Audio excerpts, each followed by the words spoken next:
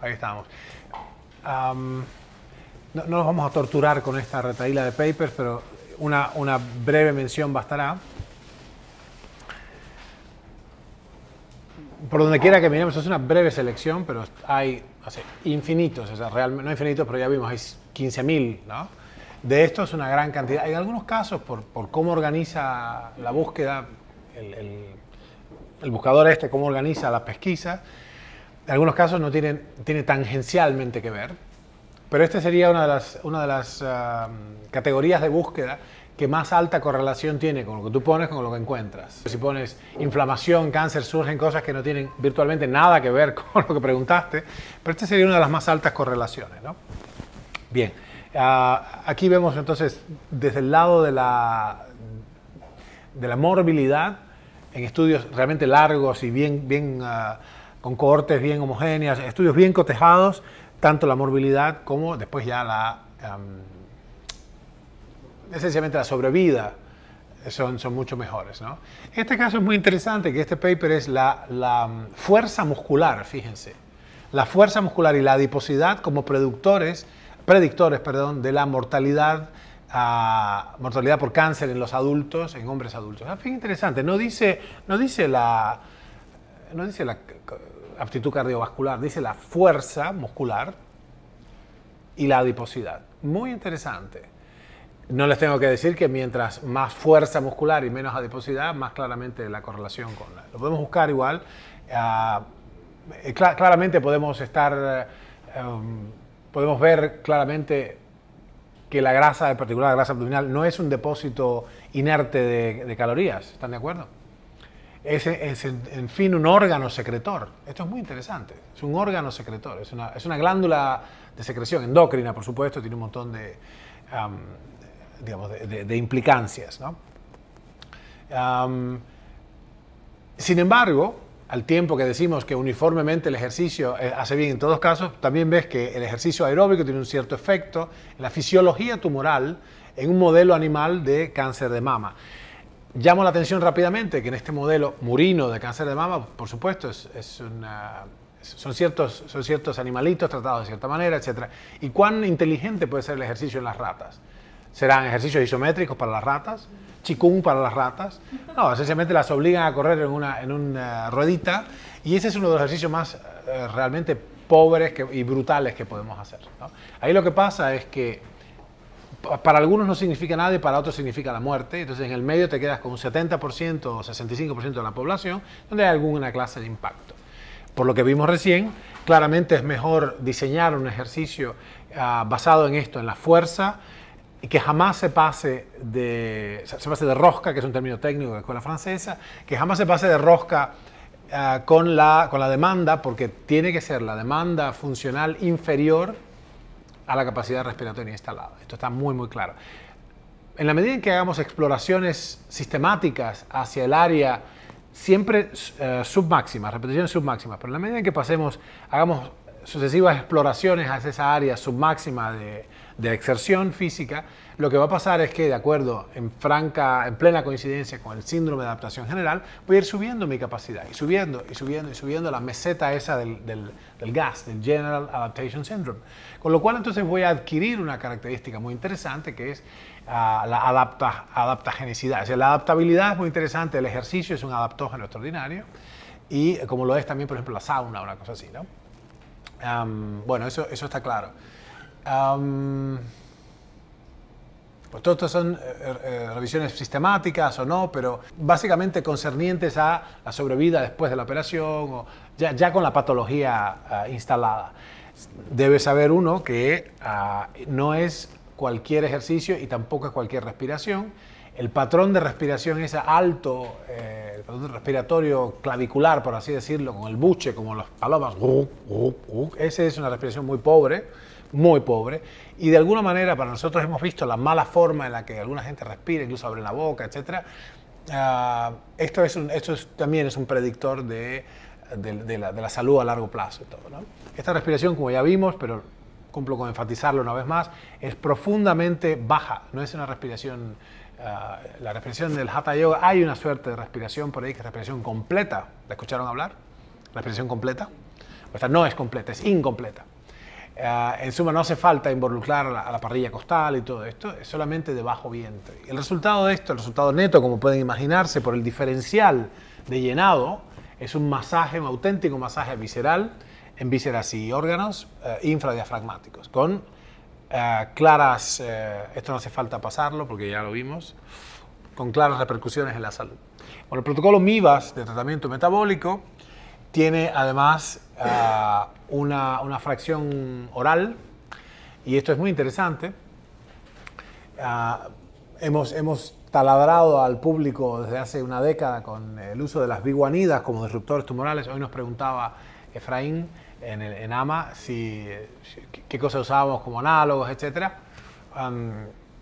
Y en el caso de las biguanidas, o sea, como inhibidores de la AMPK, decía él. Bueno, no solo AMPK, adenosín fosfato quinasa, sino el mTOR. El mTOR, recuerden que es la diana mecanística de los mamíferos, la diana de la rapamicina de los mamíferos. La rapamicina es un análogo, pero los rapálogos en particular, los análogos, una por vez, los análogos de la rapamicina en los mamíferos han mostrado ser potentes drogas en modelos animales, pero pobremente distribuidas en humanos. Lo que sí se vio es que una mTOR, recuerden, es Mammalian Targets of Rapamycin, o sea, el target o la diana mecanística, la diana de los mamíferos de los análogos de la rapamicina, más allá de la AMPK, por supuesto. Y esto está muy claro. Lo interesante es que entonces esto define, y el hallazgo es accidental, ciertamente fue en nosotros accidental, por este interés de nosotros en la diabetes, definida como nosotros pensábamos que era, con el patrón metabólico de la raza humana. Nuestro interés en la diabetes nos llevó a pasar por este lado tangencialmente, y encontramos que entonces había un link entre diabetes y cáncer, no solo negativo, sino positivo también. Las personas, los que padecían diabetes, las personas que padecían diabetes y usaban este antihiperglucemiante, que es la metformina, tenían menos cáncer, pero notablemente menos cáncer, que las personas que usaban otros hipoglucemiantes orales. Ups, ¿será que hay una relación? Bueno, la relación entre la diabetes y el cáncer es muy alta, así como está definida en el vulgo, así como está definida hoy en la sociedad de hoy. Sin embargo, como ya hemos visto, que es un height, como ya hemos visto, cuando diabetes se establece entonces, con ustedes, que yo voy a llamar diabetes a cualquier cosa que pase de este rango de distribución normal. Ya hemos discutido hasta la saciedad, ad nauseam, que nosotros no creemos que esto sea correcto, o sea, la formulación es incorrecta, y que en realidad es una cosa más o menos así, 63, 90, pero ciertamente este es el cutoff point para nosotros. El valor de corte es 80, la glucemia matutina. Bueno, ya hemos establecido antes por qué esto es un problema, todos vimos ese video que les mostramos, pero lo interesante es que yo tengo entonces una definición que es el valor de corte en que asocio la diabetes, léase, de 120 para arriba, y el cáncer, o sea, así definida, así de pobremente definida, la diabetes tiene una tremenda correlación con el cáncer, 0.72 por ahí, en algunos estudios, ¿sí? Si yo la redefino y digo que diabetes es cualquier glucemia por encima de 80, consistentemente por encima de 80, la correlación es ahí por encima de 0.89, o sea, es altísima. Con lo cual, señores, señoras, señoritas, señoritos, tenemos un problema. Y acá hemos hecho una salvedad semántica. Cuando redefinimos el valor de corte, de acuerdo con la data experimental que nuestro grupo obtuvo en terreno, con los Inuit, con los Masái, con los Inuit, con los Yupik, con los Corsegos, con los Com, etc., y otros grupos, con los Masái, Mara, y con los Hunza, etc. Hay unos amigos nuestros que han hecho lo mismo en Vilcabamba, en Ecuador.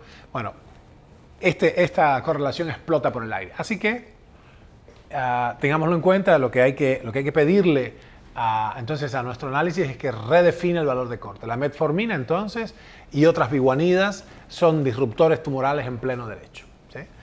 Y lo hacen no por la vía de bajar la glucemia, sino de afectar. Nosotros, como ya les conté acá eso, ¿no? Que hemos usado metformina de liberación inmediata, 12 gramos por vía oral. ¿Les conté eso? Más o menos. Bueno, nosotros hicimos un experimento nuestro staff, hicimos de conejillos de Indias o cubanillos de, I don't know, cubanillos de Argentina, no sé cómo decirlo. En suma, hemos usado una cantidad enorme, ¿no? Hay que decir 12 gramos de liberación ad nauseam, claro. Todo el mundo tuvo diarrea, todo el mundo tuvo vómitos, menos 2 sujetos que tuvieron solo diarrea. Nadie bajó de 80 y esos 2 sujetos tuvieron 70 y 71 respectivamente, ¿no? Bueno, no es por ahí. Lo que nos dimos cuenta además, y con la doctora Victoria hemos trabajado mucho en eso, es que justamente este fármaco, no todos los otros, este fármaco, a diferencia de los nutrientes que estamos usando en grado farmacológico, no tiene un efecto dosis dependiente. Dosis relativamente bajas, del orden de los 300 miligramos por día, parecen conferir la protección que estábamos buscando. Nosotros estamos, ya deben sospecharlo, estamos a la caza de un inhibidor de la gluconeogénesis hepática, ¿no? Por supuesto. Y eso parecía ser la metformina, pero lo que emergió en nuestra búsqueda es que hay otro responsable de este efecto antitumoral, y ese es el mTOR, es la diana de la rapamicina en los mamíferos. Y entonces ahí aparece una nueva explicación mecanística que no tiene que ver con el eje glucídico, pero sí con el sensor. Este es un complejo molecular que sensa el nivel de energía de la célula, ¿no? Así que bueno, vamos metiendo. Esto es uno de los fármacos que usamos accesoriamente del sistema. No quiero que se me olvide, pero bueno, hay probablemente la... ¿Ustedes se acuerdan si hablamos acá de la heparina? No. Bueno, vamos a, recuérdenmelo. La dapagliflozina ya esencialmente está extinta en nuestro sistema. Nosotros empezamos a usar inhibidores del SGLT2, Sodium Glucose Transporters, del túbulo contorneado distal, SGLT2. Fue muy interesante porque una persona que tenía que defender esto, cuando venía hacia el Congreso se accidentó en la ruta, ¿te acuerdas de Ferposi?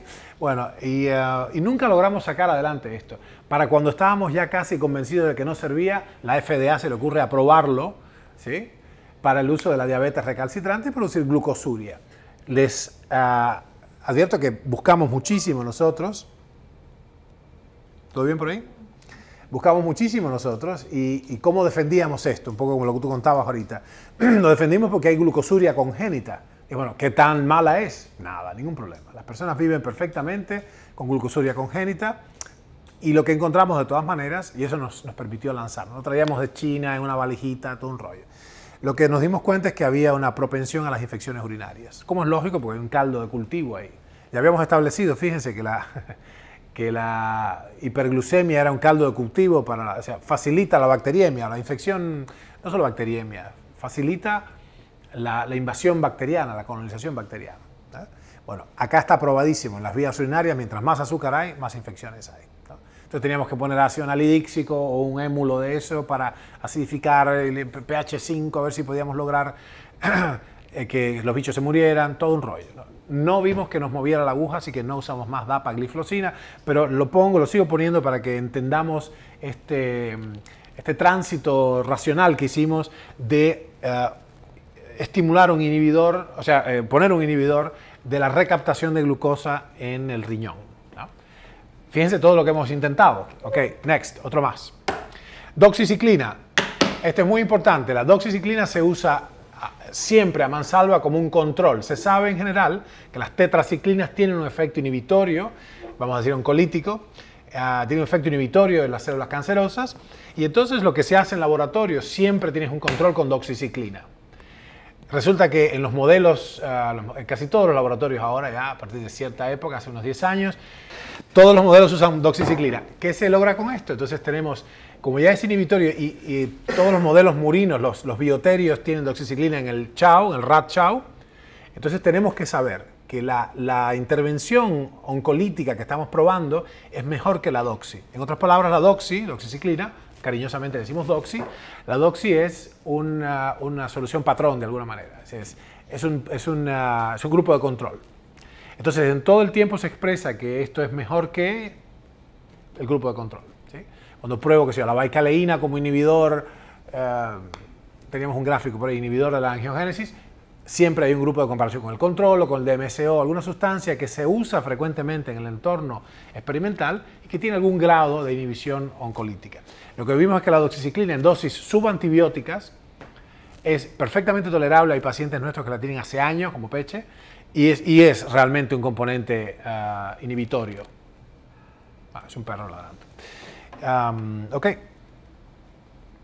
Acá en este aspecto es muy interesante el uso combinado de estas cuestiones como la DEA, estas prohormonas, y bueno, las menaquinonas y las menatetrenonas, por supuesto, vitamina K en varios idiomas, y vitamina D, que faltaría acá, en combinaciones, niveles metanutricionales. Esto es un uso farmacológico, señores, y las dosis plasmáticas que alcanzamos son suprafisiológicas.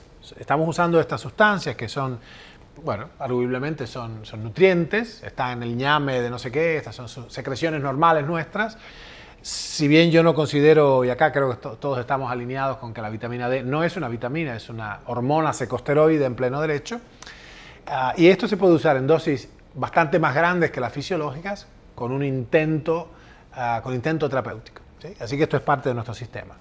Come on, ¿qué pasó acá? Sí. No. Pasó que se acabó. No. Nosotros, dependiendo de qué patología es, usamos o no usamos. En la patología donde se sospecha, extrañamente, fíjense, la testosterona, por ejemplo. Claro, sí. La testosterona, de hecho, se sabe ya muy bien que no solo no produce cáncer, protege del cáncer. Es muy común que usemos, termino ahí esa presentación, no sé qué pasó, es muy común que usemos anabólicos sistémicos por vía intramuscular, porque eso consolida la matriz extracelular. Al consolidar lo que antes se llamaba, el cemento celular, ¿estamos? La piorta, ¿quién es? Ok, pero estamos bien cubiertos, ¿no? Okay.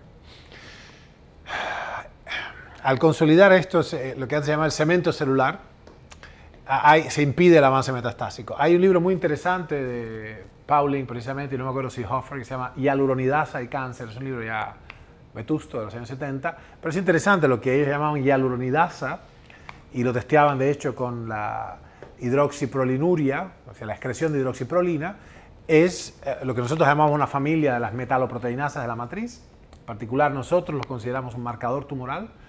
Es decir, si la MMP9, que es el que usamos nosotros, está más elevado, está queriendo decir que hay una cierto grado de disolución de la matriz extracelular. Eso te dice que hay alguien segregando enzimas proteolíticas y está fastidiando ahí, ¿no? Bueno, fantástico. Así las cosas, pareciera ser que en función de hecho, hemos dado nandrolona en el cáncer de mama y ha ido muy bien, ayuda a frenarla. En algunos casos, las anteriores que vimos, bueno, estas mismas, cumplen un poquito la función de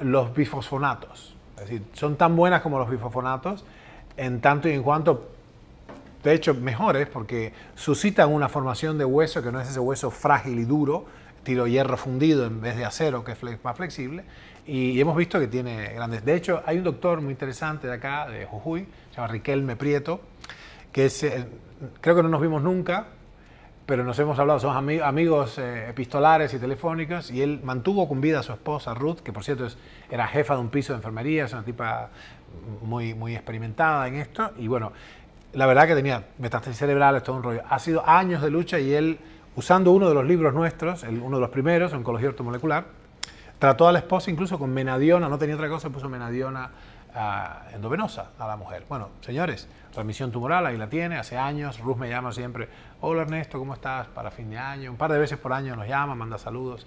Y esa es una prueba, obviamente una evidencia anecdótica, pero tenemos varias de esas, ya empieza a ser sospechoso, y hasta tanto informemos mejor. Lo que sí es claro es que el uso oral, en este caso, de vitamina K, vitamina D, en grandes dosis, comparadas con las dosis nutricionales, tiene un efecto inhibitorio, ¿no?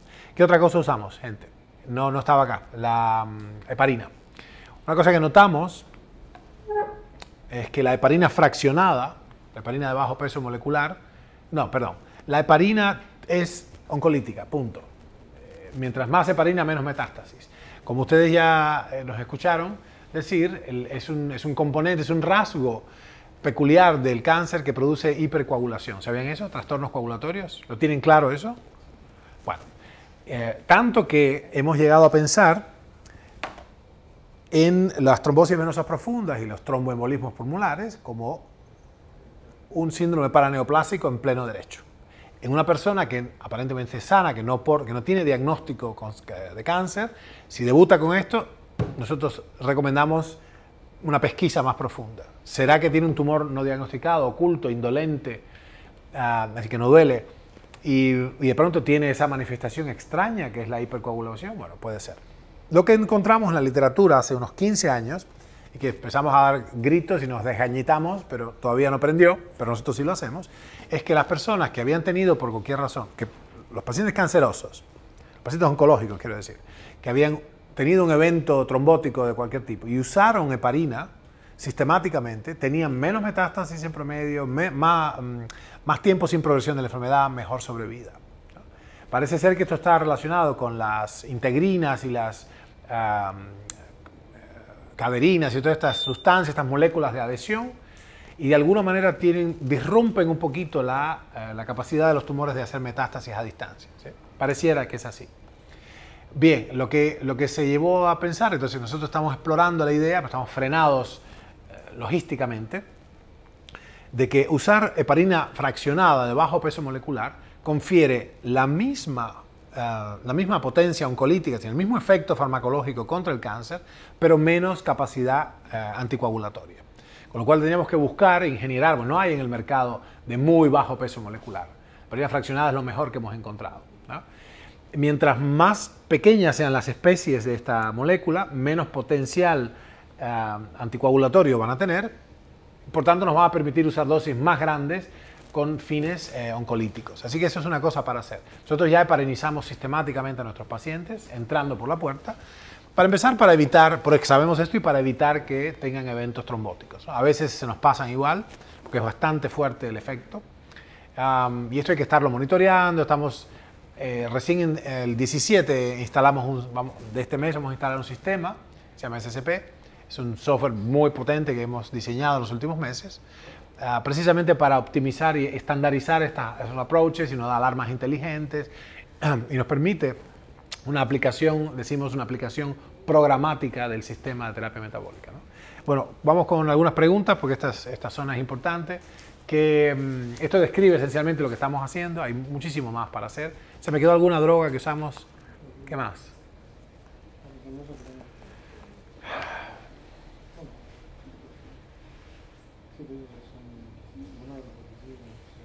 ¿Cómo es?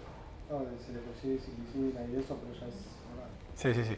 Bueno, una cosa importante que estamos muy atentos, las personas que nos vienen a ver a menudo están inmunosuprimidas por tratamientos previos o tienen infecciones sobreagregadas. Es muy importante que ustedes entiendan la función crucial del microbioma, de la fauna microbiana. La fauna microbiana, ¿okay? Ya establecimos que no eran plantas las que teníamos adentro. No eran plantitas, son bichos, son animales, ¿no? Ahí. Entonces, lo interesante es que, y esto hay que comprenderlo, gente, porque hay reportadas muertes por avance irrefrenable de salmonela, por ejemplo, porque estas especies que están ahí, Clostridium difficile, Escherichia coli, etc., viven con nosotros, están tenidas a raya, porque están, ¿cómo se dice?, outnumbered, están superadas en número, pero en relación de 1 millón a 1, por las especies nuestras favorables. Así que es importante entender que hay que preservar. Cuando uno entonces trata con antibióticos, que a veces no hay otro remedio, tiene que saber que está destruyendo, pagan justos por pecado, están destruyendo a los buenos, a los malos, a los feos, a todos, ¿no? Así que una de nuestras preocupaciones, cuando hay que usarlo, es reponer la flora microbiana. Y usamos esencialmente yogurt hecho en casa, yogurt sin ningún agregado. Se puede usar el yogurt Ararat, que los armenios me dijeron, que es yogurt con aceite de oliva, pepino, menta, qué sé yo. Se puede, si vamos a fastidiemos hasta el fondo, ¿no? Que sea con pitos y címbalos, la fiesta, matraca, todo. El yogurt es una de esas cosas, el sauerkraut es otro, el chucrut o col agria. No pickles, no col encurtida con vinagre, es solamente sal y agua, sal y repollo lo que lleva eso. El chucrut de verdad es repollo y sal, esos son los ingredientes. Stop. Ninguna otra cosa que tenga números o letras entre el medio. Saborizantes, colorizantes, estabilizantes. Fuck it. Repollo y sal. ¿Okay? Eso se consigue. También hay otra cosa que se llama umeboshi, Se me hace la boca agua, disculpe. Memoria afectiva. Umeboshi es la ciruela esta salada japonesa que tiene claramente un potencial probiótico tremendo. Hay unos frijolitos negros que se llaman heitou. Heitou es un frijolito negro fermentado de los chinos. Se puede comer un poquitico y se mezcla con grasa, carne, lo que uno come. Tiene apenas unos miligramos de carbohidratos, pero provee un enorme potencial probiótico. Es decir, de ninguna manera traten de proveerse probióticos como lo discutimos. Hablamos del Yakult, ¿verdad? ¿Otra vez? Bueno, ya está dicho, o sea que goodbye. Esto creo que ya lo habíamos hablado, pero sí. Y en los genéricos de flora eubiotica, Totalflora, etcétera. Sí, lo que pasa con esas cosas es que lo que tienes ahí es, para mí es demasiado caro e inútil, porque primero no tienen la cantidad suficiente y segundo no tienen la cantidad suficiente viva. O sea, si lo hacemos, si nos paramos al lado de la fábrica y los agarramos, ni bien salen con cadena de frío. Tienen, la cantidad declarada es tantos millones de bacilos vivos en el momento de envasar, ellos son reales. Lo que ha pasado es que cuando hemos intentado replicar eso, cultivarlo, no crece nada, porque están todos muertos. O mermados, están suficientemente mermados. Entonces, yo creo que es mucho más fácil hacerlo con comida, mucho más barato. Nosotros recuerden que estamos preocupados, comprometidos con la soberanía de salud, con la salud a largo plazo y en gran escala de la humanidad. Y la verdad que sobremedicar en este caso es un disparate, ¿no? Natto. ¿Perdón? Natto también, sí. El problema es que estoy yendo despacito, estamos hablando de la terapia metabólica del cáncer, natto sí, absolutamente, pero es bastante lleno de carbohidratos, digamos, es más carbohidratoso. Heitou, no me va a encontrar, es un poroto así de soja que es muy intenso en sabor, ¿no? Y siempre queda, por supuesto, no voy a hacer el chiste del Kama Sutra porque en este problema no son personas sanas, son personas que están mermadas en su capacidad, con lo cual, pero recuerden una cosa importante, la microbiota tiene que ser rica, tiene que ser muy variada. Los sistemas complejos tienen redundancias, eso sabían, ¿no? Tienen redundancias. Hay creo que lo perdí esto, pero hay un video, es increíble, a ver si lo recupero, es un video de un señor que en un almacén mete mal una de esas carritos con cosas y tumba todo el almacén. Estamos hablando de millones de litros de cosas, ¿no? ¿Lo vieron ese? ¿Cómo sería? Anyways. Bueno, no importa. Entonces, lo que tenemos entonces es la falta de redundancias en ese sistema. Ese sistema no tenía suficientes firewalls, no tenía suficientes, ¿cómo se dice? ¿Cómo? No. Sí, es contracandelas o algo así. Los sistemas tienen que tener dentro firewalls que son como paredes ignífugas. Cortafuegos. No tenía suficientes cortafuegos y a menudo los sistemas complejos, los ecosistemas como este de la microfauna, necesitan, o sea, la robustez proviene de que tienen numerosas especies. Ustedes saben, Bacteroidetes, Firmicutes, son grandes phylums, pero el problema es que tiene que tener suficiente cantidad heterogeneidad. Necesita ser como Nueva York o como otras ciudades muy cosmopolitas. Por ahí Buenos Aires no es tan buen ejemplo porque tiene pocas etnias, pero en Nueva York tú ves de todo. Y ahí eso le da mucha robustez. Por tanto, yo siempre hago el chiste de, bueno, también están los implantes fecales, ustedes recuerdan, ¿no? ¿Se acuerdan de eso? Vale. Yo no sé si lo puedo sostener eso en el entorno del tratamiento oncológico, con todo lo problemático que es, pero yo diría que la microflora es claramente... Recuerden, la vitamina K proviene de ahí. Los niveles que queremos ya establecimos son niveles suprafisiológicos, así que no sirve eso, hay que poner vitamina K suplemental, eso está clarísimo, ¿no? Hay papers interesantes y nuestra experiencia es muy sostenible con eso. ¿Hay que cuidar la función renal? Sí, hay que cuidar la función renal, hay que establecer alarmas tempranas. Estamos ahora con los doctores tratando de establecer alarmas más tempranas. Vienen muy lastimados nuestros pacientes, muy lastimados.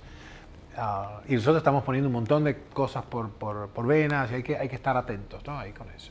Bueno, jóvenes, vamos con las preguntas. ¿Qué teníamos? Tiene que haber preguntas, por favor. Yo tengo una para ustedes. Con todo lo que hemos hablado, podemos apagar ahí. ¿Cómo se apaga? Oh, no. ¿Cómo se apaga esto? ¿Me enchufe? ¡Ja! Gracias. Botón especial. Bueno, con todo lo que hemos hablado ahora, yo creo que sería interesante que nuestro grupo que está acá, nuestro equipo, perdimos un soldado, los que están atrás pueden pasar adelante, así es mejor. ¿Cómo es que ustedes entienden o cómo ustedes suponen que podríamos progresar en la instalación de estas ideas en el mainstream medicine, o sea, la corriente central de la medicina? ¿Cómo lo ven ustedes? En principio, ¿se entiende esto? ¿Se entiende? ¿Son principios que les parecen claros, racionales? ¿Cómo lo ven? Doctor. Es posible. ¿Cómo ven ustedes esto? Posible y bueno, tal vez haya que empezar a vivenciarlo un poco, tanto en lo personal como en el vínculo con nuestros pacientes, ¿no? Sobre todo cuando tiene un paciente con muchas experiencias de fracaso, ¿no? Ese es un terreno interesante como para empezar a hablar de una posibilidad más, ¿no? Ya. Y transmitirla con entusiasmo, ¿no? Claro. No es fácil, porque siempre tenemos en la cabeza la idea del uso de los medicamentos. Sí, ya entiendo muy bien. Es difícil salir de ese automatismo. Ustedes están muy entrenados para pensar en estos términos, ¿no? Pero hay que hacer el esfuerzo, ¿no? Acá es difícil, las papas queman, estamos contra reloj. Por ejemplo, hace poco, tenemos un pacientico ahora que terminó el primer ciclo. Yo abrigaba una esperanza de que tuviera una remisión más potente. Lo que pasa es que venía creciendo la lesión, así cada 2 semanas, es una locura, ¿no? Y el resultado que tuvimos fue que hubo una oncostasis, se detuvo el crecimiento. Bueno, estaban todos contentos, pero yo considero que eso es la forma más pobre de remisión tumoral. Está descrita, es una forma de remisión tumoral, porque ya vimos que hay un doubling time y los marcadores vuelan y los tumores se duplican cada cierto tiempo, siguiendo esta dinámica de crecimiento que describe la función de Gompertz. Pero bueno, en este caso debo reconocer, ahora vamos a sentarnos a urdir, a ingeniar un plan con los doctores para profundizar y hacer, porque evidentemente es susceptible a estas intervenciones. De hecho, creo que me contaste que un momento dejó de hacerlo para ponerse un portal y cuando dejó de hacerlo, trepó la enfermedad ahí en 2 semanas. O sea que venía muy potente. Bueno, ya eso es una gran cosa, ¿no? Una pica en Flandes, como decía mi viejo, ¿no? Lo que nos relata o revela esto es que estamos contra una enfermedad que progresa implacablemente, con lo cual entonces las intervenciones, cualquiera que vayan a hacer, tienen que ser expeditivas, tienen que ser enérgicas y rápidamente eficaces. Yo les quiero contar cuál es nuestro proyecto, nuestra idea. Nosotros hemos construido este sistema, este software para la aplicación programática del sistema. El sistema es bastante complejo, realmente complejo. Esto que ustedes ven no describe ni una décima parte de la complejidad operativa que supone un tratamiento metabólico de los tumores sólidos. Y nosotros queremos llegar a impactar a la humanidad con esto. Es nuestra meta, ¿no? Resolver el problema, pero está por complejizarse otra vez. Vamos a adquirir nuevas y más profundas pericias en la medida en que avancemos en el ensayo farmacológicos y otras distinciones, ya la caracterización metabólica más clara del sujeto y la dotación enzimática de cada tumor. Bueno, y lo que queremos es extenderlo y presentárselo a varias entidades, ciertamente los gobiernos de todos los países, del primero y del tercer mundo. ¿Cuál es el segundo mundo? Es un poco arbitraria la clasificación, ¿no? Está en el limbo. Bueno, anyways, debe ser países desarrollados, países subdesarrollados y países en vías de desarrollo, ¿puede ser? ¿En el medio? ¿Tiene sentido eso? Puede ser. Bueno, hoy dijo uno de los doctores, un amigo, Arturo Virne, dijo a la Argentina y Colombia, las de Colombia son relativamente pobres. Chácata, se fue la luz. Fue ayer que pues. Yo diría que somos, por el mismo precio, digamos, somos relativamente ricos, ¿no es cierto? Me parece que sí. ¿No les parece una mejor propuesta ser relativamente rico que relativamente pobre? Bueno, pero es importante entender que tanto en el primer mundo como en el otro, como quiera que le llamemos, hay una propuesta que estamos tratando de hacer a nivel global, ¿no? Yo los invito a que estén sensibles a eso. Realmente las personas que han acudido a este espacio pedagógico que creamos son verdaderamente nuestros socios potenciales. nuestros partners potenciales en esta expansión, esta escalada que queremos hacer a nivel global, porque ya tienen el corazón y la cabeza puesta acá, incluso no es gratis el curso, con lo cual han mostrado un grado de adhesión y de interés real en esta cosa. Muchos de ustedes tienen que desplazarse para estar acá, desde sus provincias, a veces de sus países. Así que esto nos describe un interés y una lucidez que ustedes tienen y una cultura que ustedes ya traen y un corazón que traen, ¿no? Así que bueno, lo que yo les propongo es que construyamos sobre la base de esto.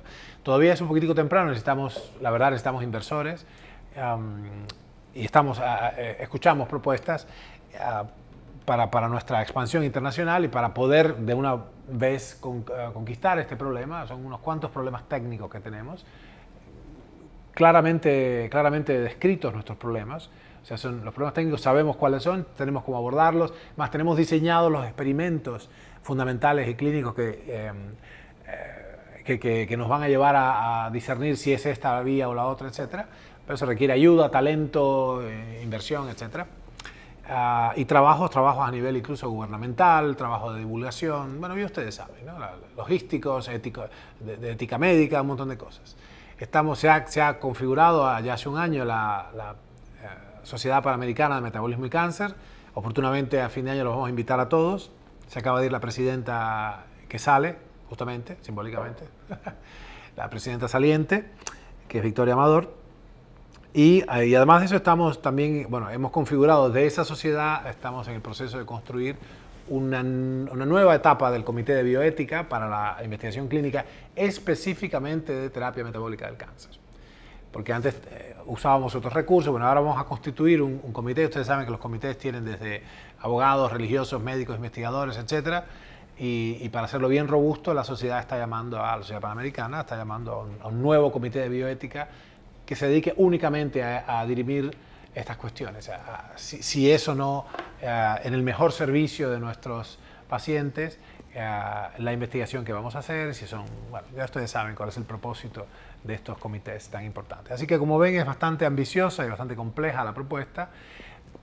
Lo que estoy declarando en este momento es que contamos con vuestra ayuda y estamos interesados en que ustedes se sigan desarrollando con nosotros para que eventualmente nos ayuden a ejecutar en la acción, en el terreno clínico, la terapia metabólica del cáncer basada en inhibición competitiva con análogos estructurales y otras hierbas, porque hay otras cosas más que vienen en nuestra ayuda pronto, ¿no?